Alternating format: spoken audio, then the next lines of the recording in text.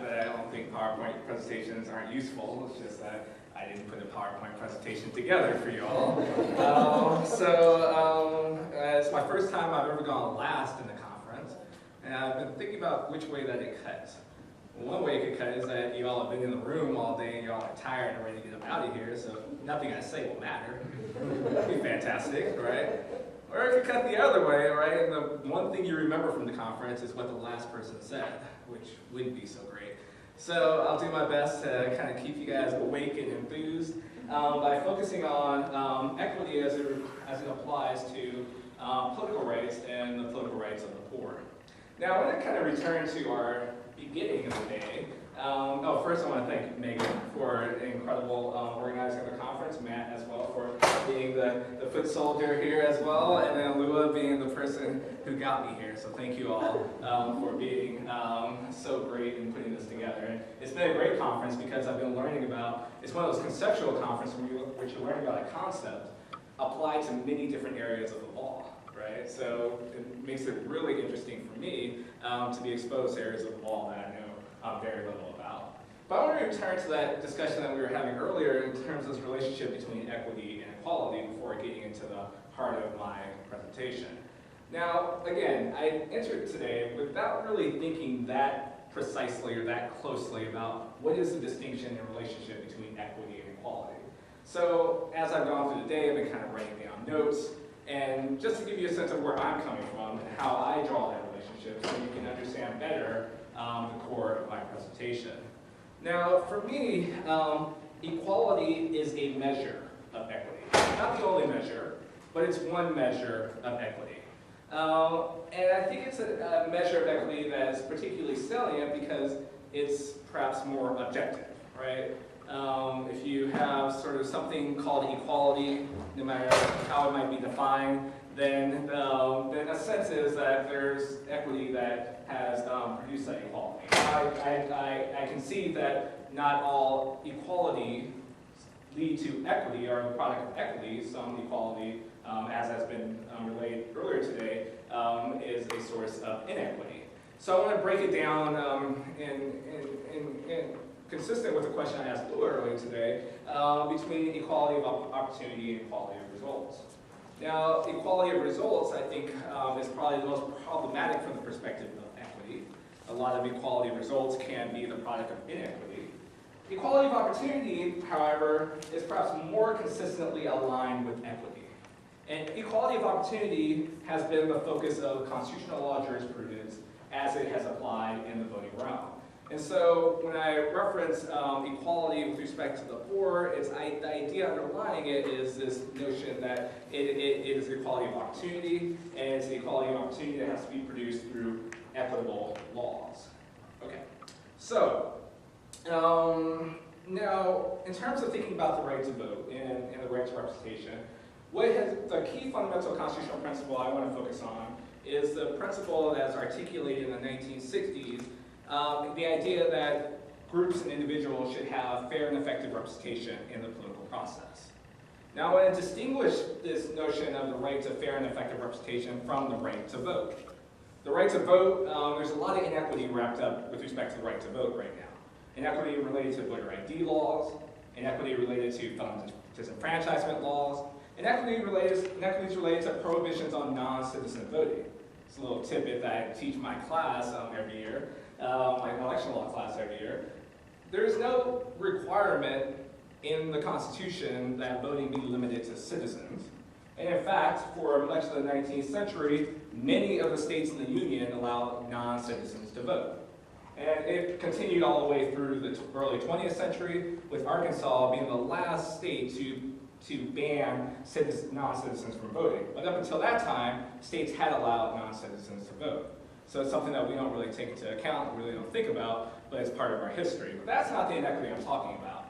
I'm talking about the inequity that arises that even if we assume that everyone has the right to vote and can exercise that vote, the inequity and the inequality from representation that nonetheless can result. So where does this inequality of representation come from with respect to when everyone can vote? Well, you can think about it in terms of districts.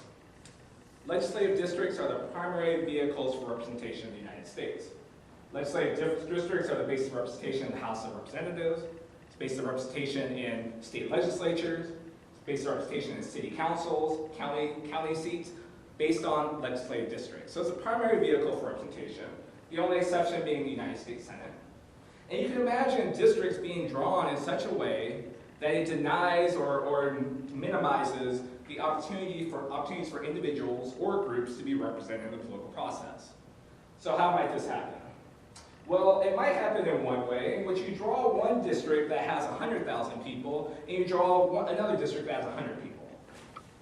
Those individuals in the districts with 100 people will have considerable greater ability to influence the election result than those people in a district with 100,000 people.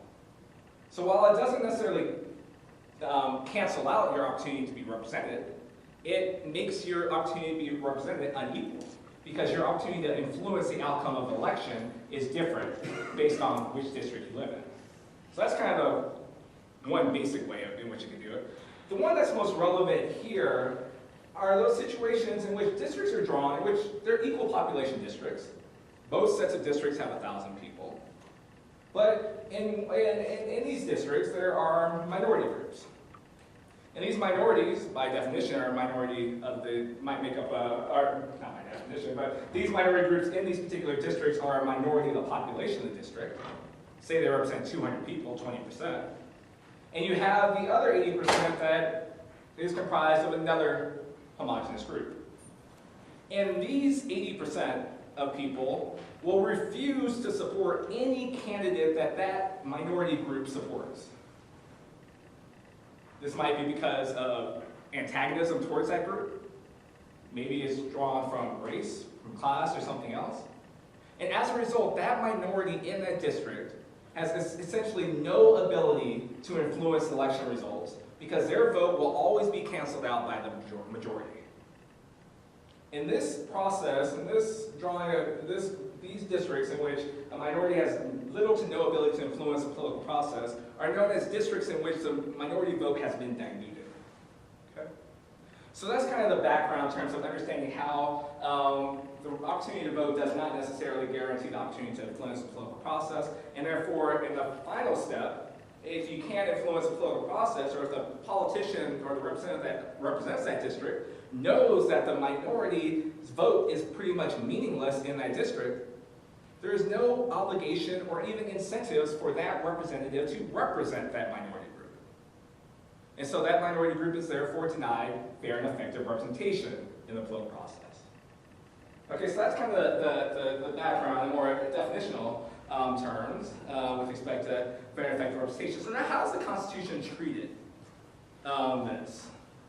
Now, in the 1964 case of Reynolds v. Sims, the court dealt with that problem arising from unequal population districts. One district has 100,000 people, another district has 1,000 people. And it held that those districts denied to individuals the opportunity to be fairly and effectively represented in the political process, by denying to them the opportunity to fairly and effectively participate in the political process in a way that's equal with those members of districts that have a smaller population. And so they resolved that, and that's more on the individualist grounds, right? And so the response, and this was during the 1960s Warren Court, and the Warren Court was primarily focused on empowering urban voters, giving equal voting power to urban voters.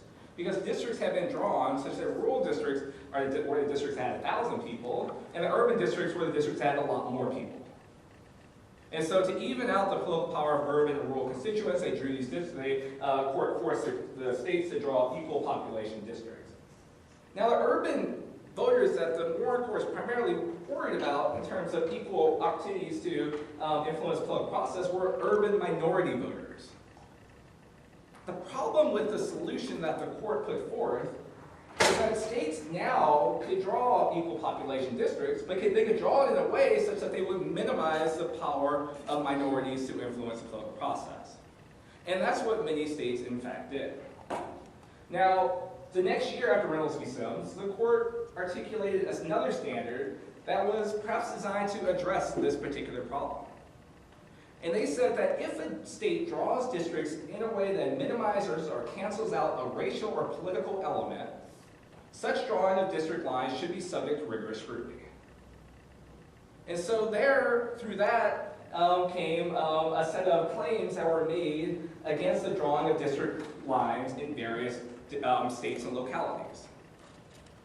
Interestingly, the first claim that received the court's attention came not from African American voters, who were pretty much the primary target for this fair and effective representation doctrine, but rather through an intersectional set of voters, poor, they describe themselves poor African American ghetto residents of Marion County, Indiana. Now, why did they describe themselves as that? Well, in Marion County, Indiana, there are also another group of residents that are middle-class African American residents. And what they wanted to make sure was that they distinguished themselves from those middle-class African American residents, because they felt that those middle-class African American residents were doing just fine in terms of the representation that they were receiving from politicians in the political process. But these African American ghetto residents were not receiving representation in the political process. And so they brought this claim in this case called Wickham v. Chavez. And it's an interesting case because no one expected that to be the first basis for a fair and effective representation claim. Now, the court ultimately decided that, based on the fact that the war on poverty had been initiated by the Democratic Party in the 1960s, that ultimately the poor ghetto residents of Marion County were represented by the Democratic Party. And the fact is that they were not necessarily permanent losers in the political process. Sure, they were underrepresented at that time because Democrats had lost a lot of the elections in the prior election. But the Constitution does not protect transient losers in the political process. It only protects those permanent losers in the political process. And when the Democratic Party wins elections, they will be represented. That's kind of the assumption that they made. Now, was that assumption the right assumption to make?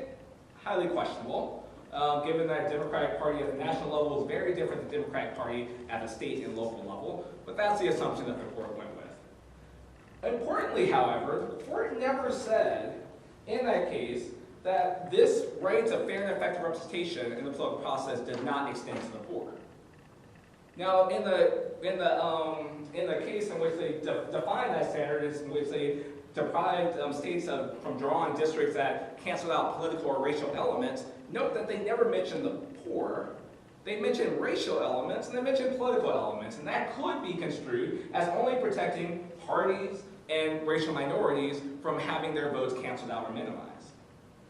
But the court did not go in that direction. And in fact, subsequent courts define political elements to be quite inclusive, to be any group that has cohesive political preferences.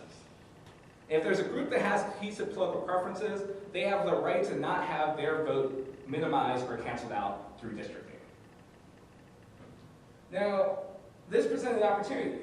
Maybe this Marion County case was not the right case to bring, but there were perhaps other cases that could have been brought throughout the country. But that 1973 case of Wickham v. Chavez was the last case brought in favor of the poor, regarding a claim of denial of fair and effective representation in the political process. And it's not because the poor are fairly and effectively represented in the political process. That's certainly not the story. And part of this paper is trying to figure out what is the story behind it. Why did lawyers, in particular, why did poor communities, through civil rights representatives, decide not to pursue this avenue of relief? Now, this avenue of relief wasn't cut off. It was actually used very effectively by racial minorities, and particularly African Americans.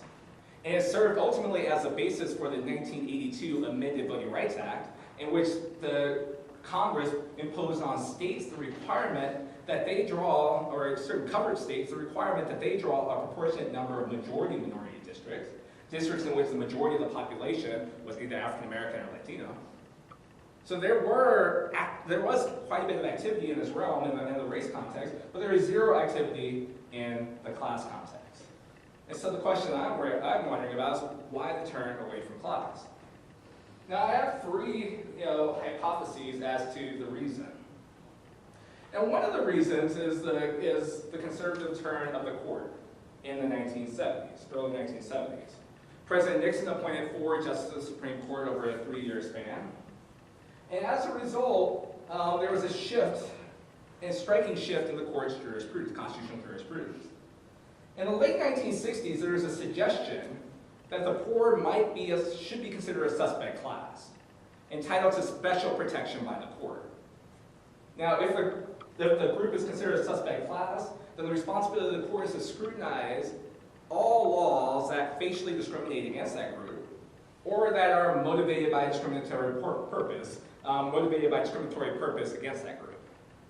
And in the 1960s, in this case, 1968 case of Harper v. Virginia State Board of Election, the court suggested that the poor should be considered a suspect class. Now, the conservative turn in the court resulted in a shift in views on this particular point.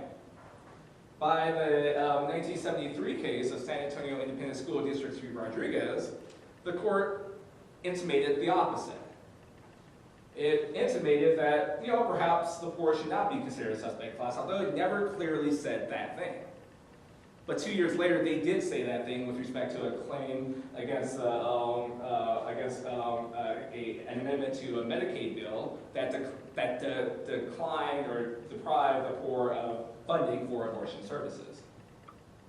And in that case, the court made it clear that the poor are not a suspect class. Now, this has led, perhaps, lawyers to think that, well, the Constitution is not an avenue of relief for the poor. But what these constitutional theorists have missed is that the doctrine about fair and effective representation is distinct from the doctrine protecting groups against discrimination. The doctrine that is focused on fair and effective representation does not sort of differentiate on the basis of group status. It differentiates on the basis of disempowerment. Has a group been disempowered? Is there a role for the court to step in and strike down this particular representative method, district, or whatever that disempowers this group?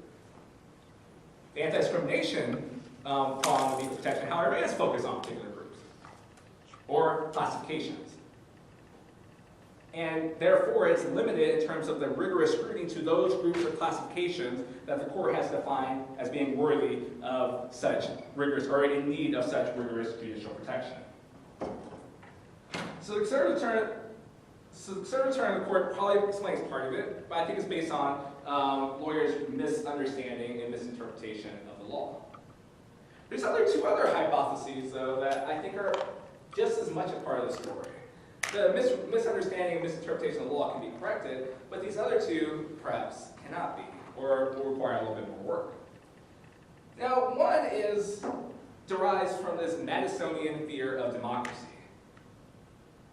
The reason why we have the indirect election of the president, the indirect election of senators in our original Constitution, is because the framers, Madison in particular, feared the democratic masses. And what this was really about was the fear of the unpropertied masses and what they might do if they were given the opportunity to exercise power. This unpropertied mass, there's two sort of concerns that was related to the unpropertied mass, and they're very much in contradiction with each other.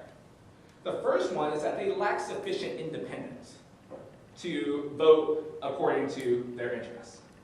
The idea is that in property, they might feel that incentives to sell their vote to those who are property might be under the control, or feel like they owe this deference to those who have property or means.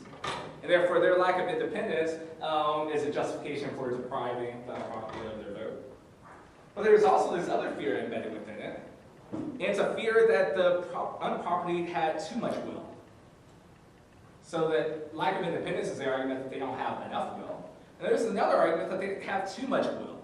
And they may exercise their power in a way to threaten the property classes. So that's kind of the justification that ran through there. And I think that mentality has continued to the present day. Now, the 1960s War on Poverty involved an experiment. And this experiment involved community action programs.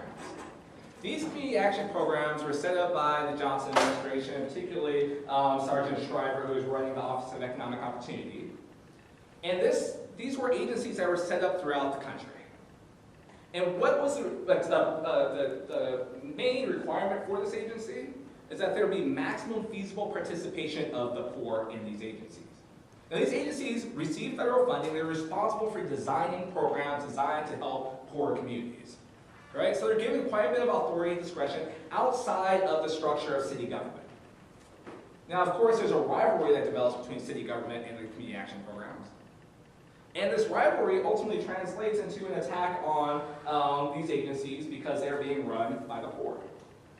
And the concern and the attack is driven by the fact that the poor are committing fraudulent acts, that they're not properly using the money, that they are going beyond the jurisdiction or the power or the authority of the particular agency. And the attacks were ultimately effective in leading to a broader public view of these community action programs as a sop for the poor that they were taking advantage of to secure funds for themselves and to take money from the people, the taxpayers. And this notion, I think, latched on to the people, and people were willing to embrace this because within our minds and within the minds of our society is this notion that the poor cannot be trusted with money, and they cannot be trusted with the people's money, and they cannot be trusted with political power. There's also these narratives that have run through since the community action programs, these narratives of irrational voting by the poor.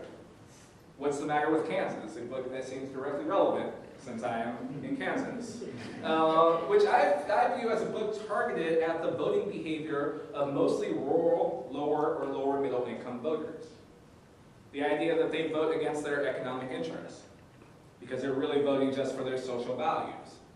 And it's a purely anecdotal book, not based on any quantitative or empirical evidence, but it's a book that has really grabbed the people's conscience is like, right? And I think a reason why is because we're willing to, based on maybe our preconceptions of the poor or lower income individuals, to embrace these notions of irrationality and assign them to lower income or lower middle income folks. And then finally, the cherry on the pie is the Trump election. Who are the Trump voters?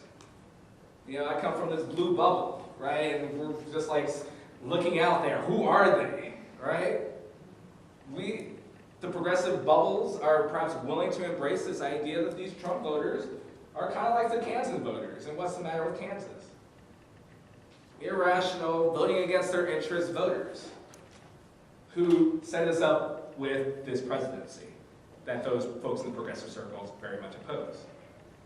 And that's even lending greater credence to this notion that we cannot trust the poor with political power. We should not advance the interests or ideas or goals, political goals of the poor. Now, I think that the Trump election is much more complicated than that. I don't think it's about the notion of irrational voting behavior by the poor, but I'll leave that to questions if that comes up. A final thing that I think is related is this idea of paternalism. And it's related to the second point.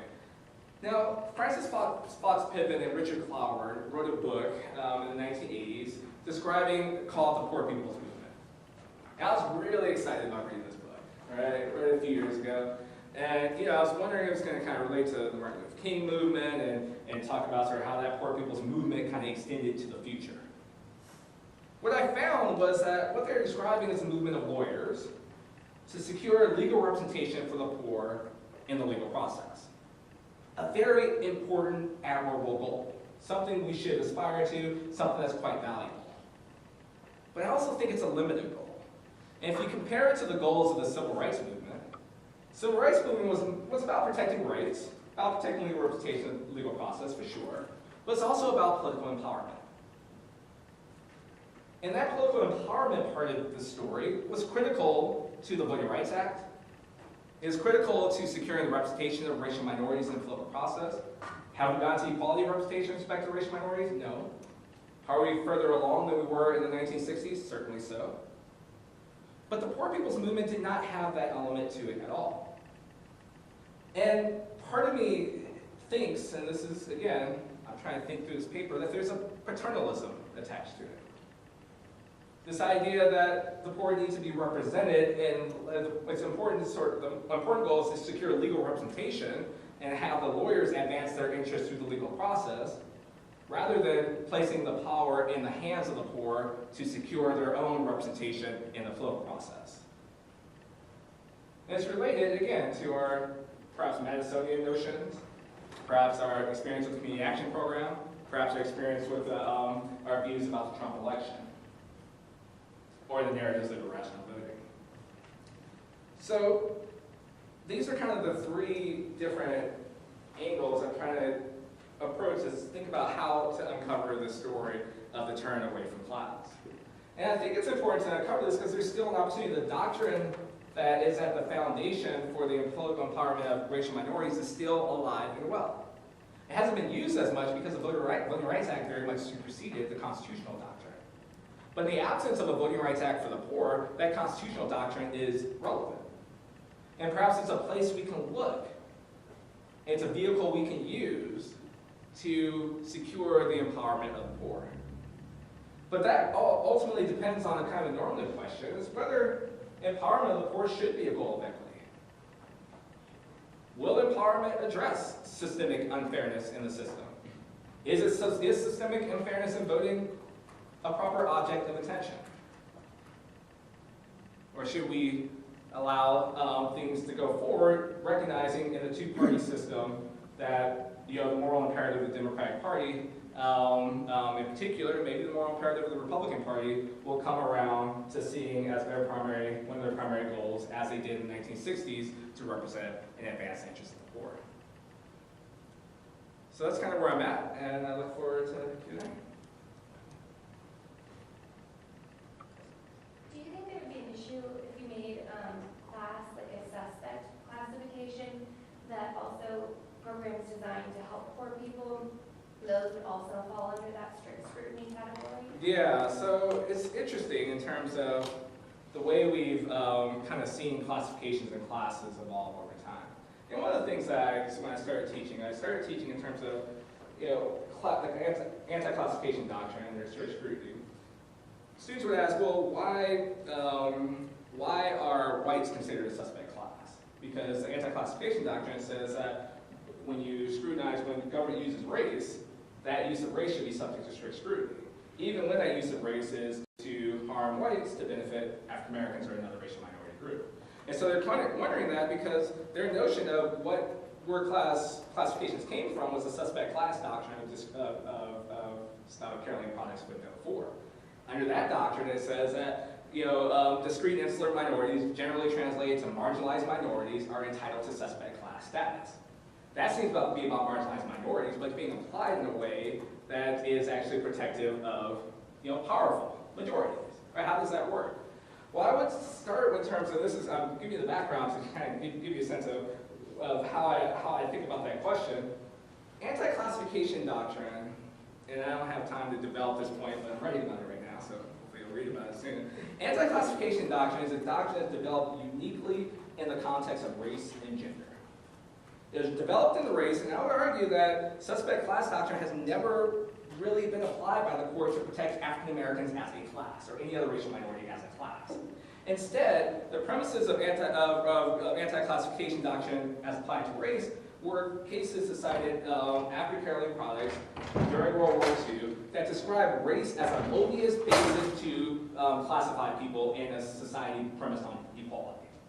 And in Brown v. Board of Education, they had the opportunity to clarify and define African Americans as a suspect class, as many people think they should have, but they passed. And they focused on the use of race as being so problematic, right? Use of race in segregating school children having these problematic effects, okay? So this kind of is where anti-classification. Now, they have not extended that premise to other contexts. So the primary context in which you see it treated more as a suspect class and classification involves non-citizens. In 1970 cases, the court declared that laws that discriminate against non-citizens, what the court refers to as aliens, are subject to strict scrutiny. They then carved out a bunch of exceptions, but we'll ignore those for now. They said that aliens as a class are subject to strict scrutiny, and they quoted and cited the Caroline Products discrete and insular language. So what this suggests is that the equal protections has developed along two different dimensions. One dimension is about classifications, race and gender being problematic classifications. Another dimension is about protecting suspect classes, right? So if the court did find that the poor were a suspect class, I don't think that that problem presents itself. Because it's not a question of whether being a class classification is suspect because it's odious to a free people in a society, or in the gender context because it's prone to stereotypes. There's no arguments that can be made in that direction. There might be, but I can't think of them. And so the idea would be to protect the marginalized class from discrimination rather than protecting against the government use of classification. So your situation in which you're applying strict scrutiny to a law that benefits the poor would not arise if my interpretation is right.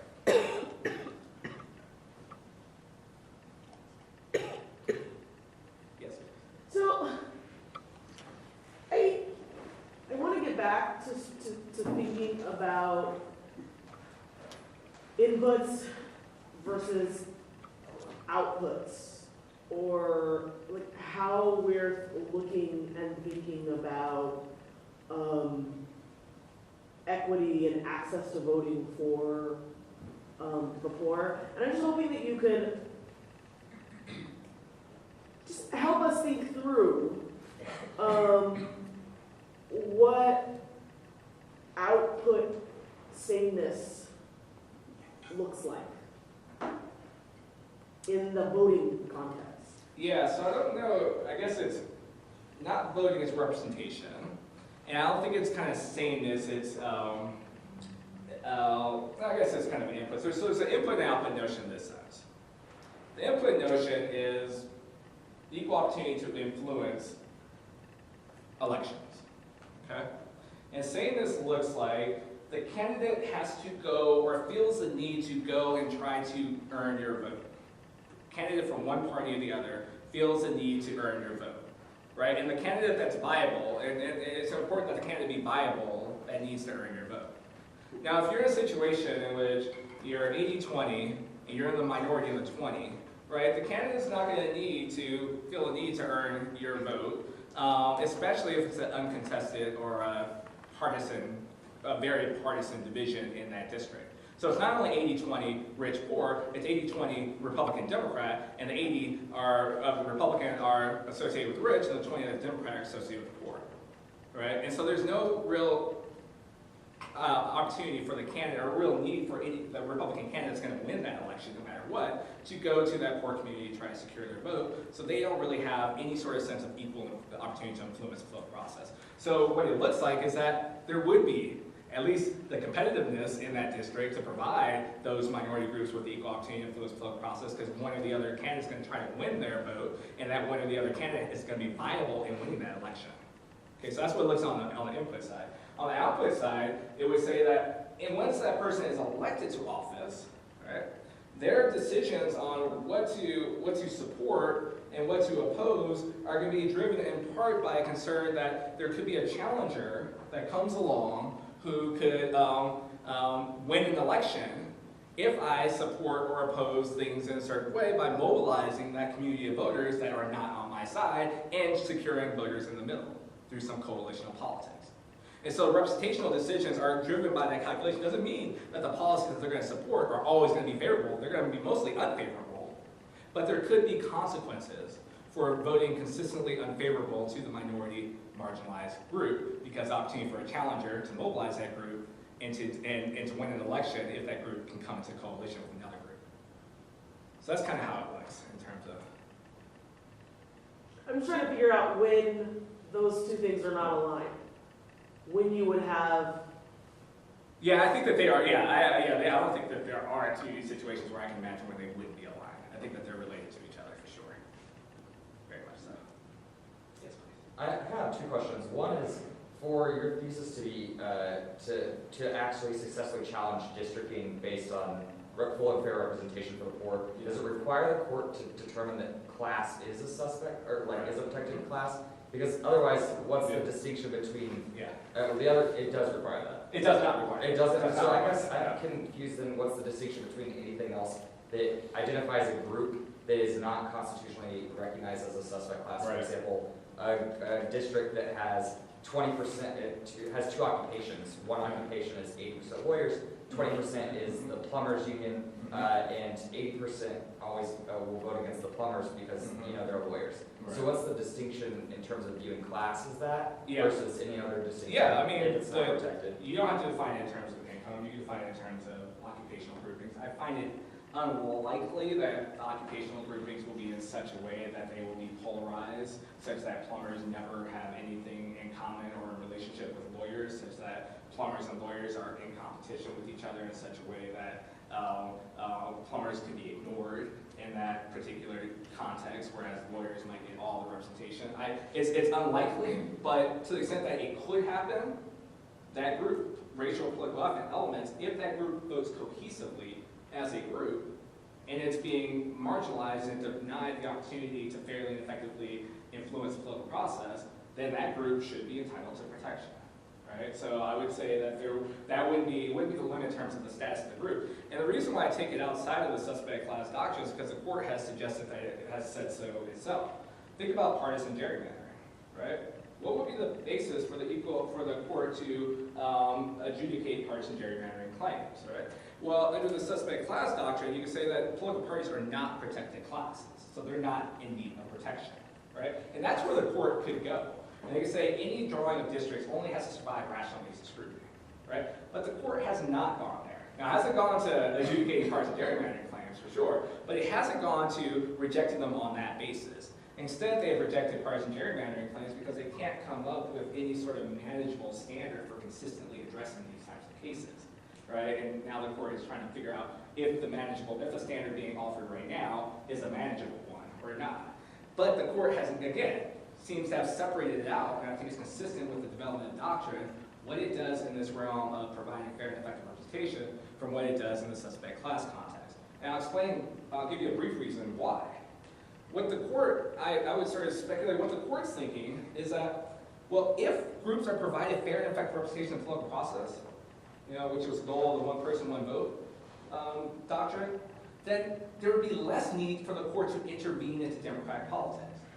Because the court can then work from the premise that this group is able to defend its interests in politics, and it doesn't need the court to step in to closely scrutinize laws that discriminate against the group.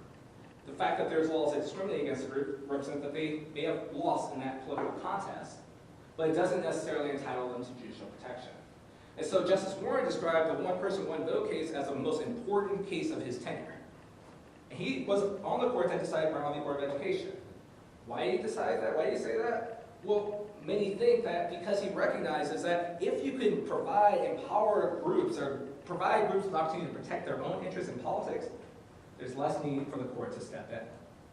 And so that separation is explained by, I think, that underlying premise. I mean, I have a quick second question, which is, how, in the particular way of the example of class, how do you account for, so most of the time we're talking about full and fair representation in terms of my vote having an effect, but in class it seems like there's another thing that affects the representation, which is your ability to contribute to political candidates. Yeah. So it's not only that there's an incentive to get your literal vote Yeah. for that, how do you account, how would you account Yeah. for that in terms of contesting those things? Yeah, absolutely. That's a great thing to point out, right? The inability to contribute does play a role for sure. This doctrinal intervention doesn't address that, right? And, it's kind of hard to tease out, right? Is the lack of political power, is the lack of responsiveness to the poor due to the fact that they do not contribute? Or is it due to the fact for other reasons that they don't vote, for example? It's kind of one of those things that you can't really suss out. But I do think that it's still important, and equal protection doctrine should still be applied in a way that it protects against these districting arrangements that deny them the opportunity to influence elections.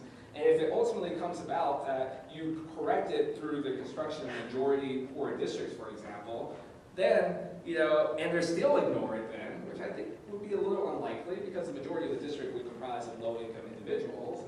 But they still ignore it, then maybe this solution is getting at it's a wrong solution for the problem that I've identified.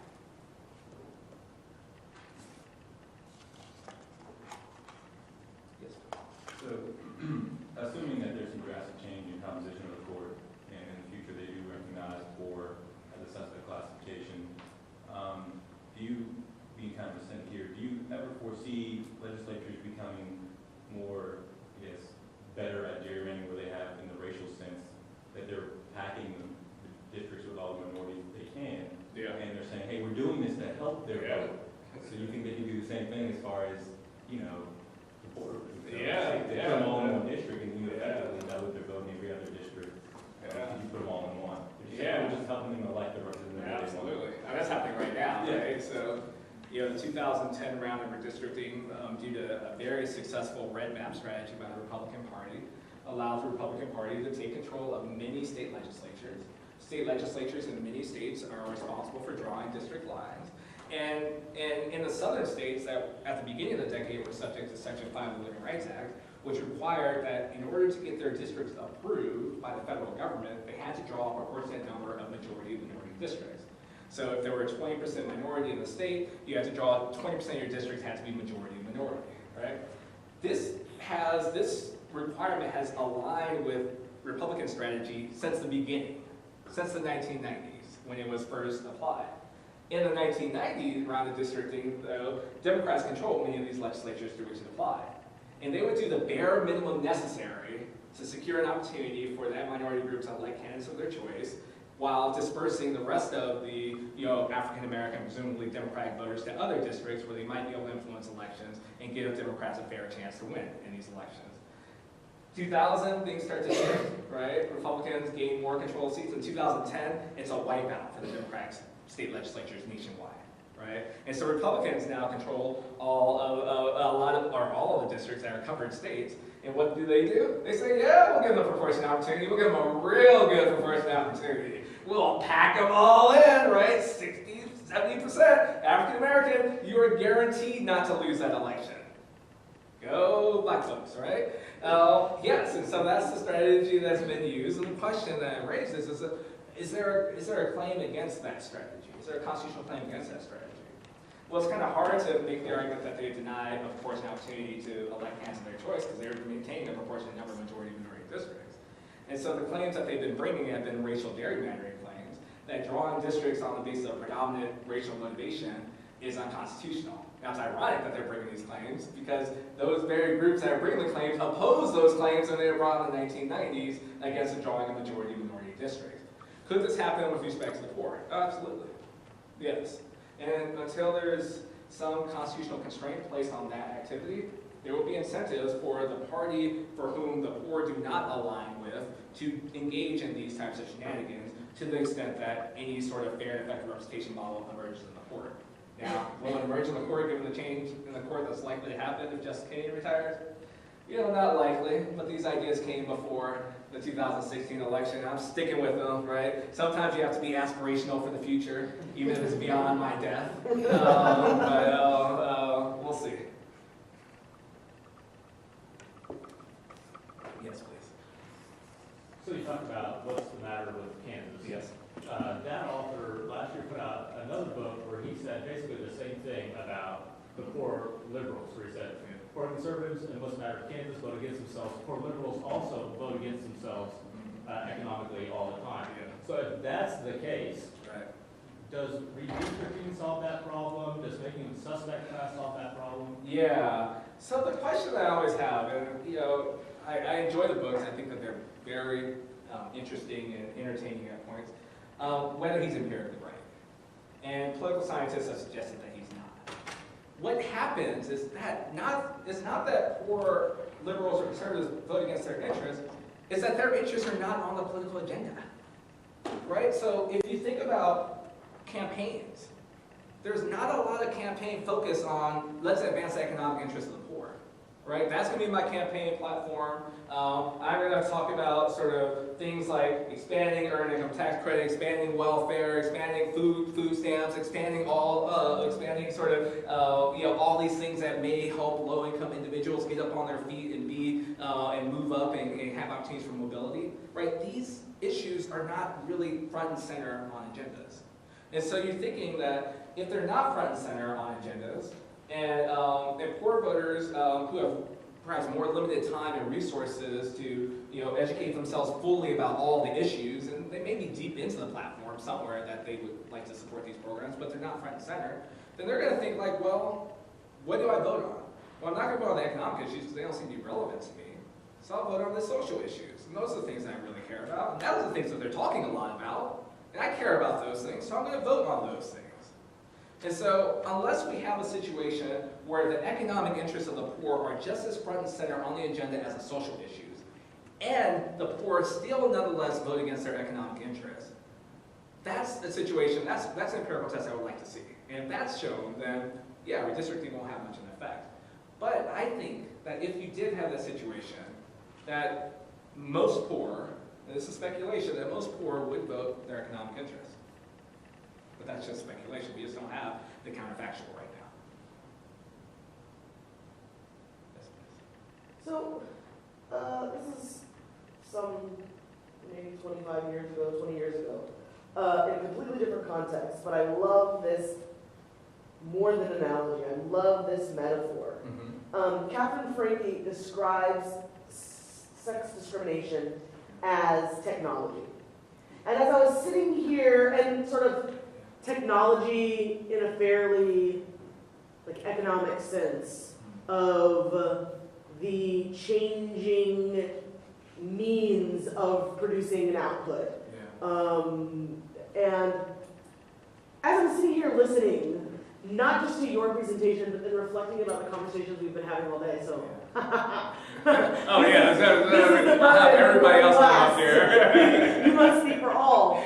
I start wondering whether, sort of from the narrow perspective of getting at inequity, a lot of what you're saying seems to imply that a part of the problem is that inequity, or equity, depending on which way you want to get at it, but for our purposes, inequity is a technology, right? As circumstances change, we learn, and technology develops, and sometimes, right, there's lots of different economic ideas about how technology advances, but things look different.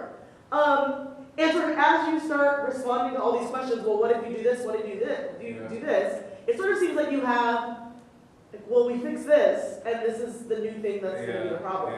And as we look in different places, I think of the immigration context, so long as you don't let everybody in, have we unfairly categorized people, and do we quantify them in ways that we don't want to when we judge whether or not they can enter based on, or stay based on their contributions? And when you think about the educational context, who gets to talk when, it's hard to place it together. As if it is a technology like an iPhone, that as soon as you get figuring out how to use it, there's a new version. And we're never quite, societally and maybe institutionally in our laws, are never quite there. That's like a big thing, but that's super depressing too. Well, so it's like you started off with some really nice synthesis of things we had heard during the day, and so I was like, I feel like you can say something to that. Oh gosh, that's sad. I kind of think about it, maybe more hopefully as, opportunities for scientific experimentation that will lead to innovative solutions to problems of inequity, right? Now, this technology that's constantly changing, we're never going to be able to catch up with the change because inequitable solutions will always be a step behind, and that's kind of frustrating. But if there's opportunities for different institutions to experiment with different ways to address inequity, and we can learn through those experimentations, and these experimentations maybe promote innovations in terms of how you deal with it, giving them the sort of legal space to do so, then perhaps we can learn from these experiments to innovate in a way that will address inequity in different domains. Now, it doesn't mean we're going to address it in different domains for all time, but it will give us sort of novel ways to address it in the context that we live in that will ultimately require continued experimentation, innovation over time as we run into new circumstances that we need to deal with to resolve the problems of inequity. But it is a hard issue, right? I think that in my context, the Community Action Program was the innovation that was trying to empower the poor. We're going to give them the power to, through maximum feasible participation in these agencies, to use the money to fund programs that would be most beneficial to members of the community, right? And And that was built on experimental model because you had different community action programs doing different things. Now, there wasn't as much learning because there wasn't a central database in which they were trying to collect information and data about how successful these programs were. There wasn't enough of that. But if there was, right, it could have been an opportunity to kind of learn about how not only how programs might be successful, but also how governance might be most successful. Which is the most successful governing model? Because maximum feasible participation doesn't provide much guidance as to how you have to set up your governing model. So different community action programs experiment it. So you can learn, but we have to be willing to centralize this information, learn from the doing of others, and from the learning of doing of others, we can perhaps innovate in our responsiveness to problems of inequity. Good answer. Any final questions? Because if not, that was a absolutely perfect way to end. And our speakers all have to get on